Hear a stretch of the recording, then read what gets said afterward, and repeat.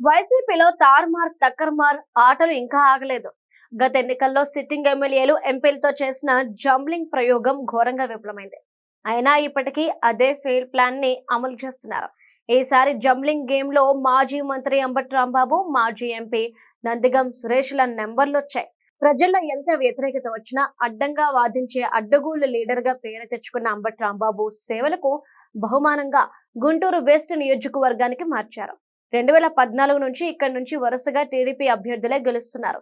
అయినా 2029లో గుంటూరు నుంచే బరిలోకి దిగుతానని సంకేతాలు ఇస్తున్నారు అంబటి రాంబాబు. గుంటూరు పశ్చిమ నియోజకవర్గంలో కాపు సామాజిక వర్గం ఓట్లు ఎక్కువ.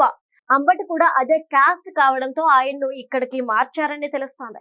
కానీ అంబటి గతంలో గెలిచిన సత్తెనపల్లిలోనూ కాపుల ఓట్లు ఎక్కువే. అయినా 2024లో అక్కడి నుంచి ఘోరంగా ఓడిపోయారు.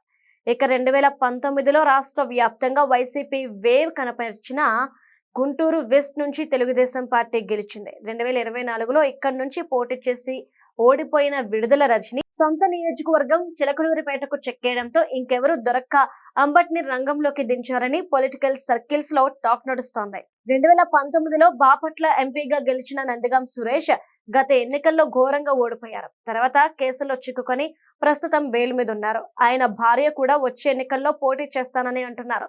ఈ నేపథ్యంలో తాడికొండ నుంచి నందిగం సురేష్ ని ఎమ్మెల్యేగా బరిలోకి దించాలని వైసీపీ భావిస్తోంది. అమరావతి కోర్ క్యాపిటల్ ప్రాంతం తాడికొండ నియోజకవర్గం పరిధిలోకి వస్తుంది. అమరావతిలో రాజధానిపై అంబటి రాంబాబుతో పాటు వైసీపీ అధినేత వైఎస్ జగన్ మరోసారి విషయం కక్కిన సంగతి ప్రజలు ఇంకా మర్చిపోలేదు. ఎక్కడి నుంచి ఎవరు పోటీ చేసినా వైసీపీకి గెలిచే ఛాన్స్ లేదు. అంటే బూతులతో రెచ్చిపోయిన నందిగం సురేష్ కు అడ్డగోలుగా మాట్లాడే అంబటి రాంబాబుకు దక్కిన ప్రతిఫలం ఏంటంటే పక్కాగా ఓడిపోయే సీట్లను కేటాయించడమే. ఈ వార్త విన్న తర్వాత ఇది కదా జగన్ మార్క్ గిఫ్ట్ అని ఫ్యాన్ పార్టీ నేతలే చెవులు కొరుక్కుంటున్నారట.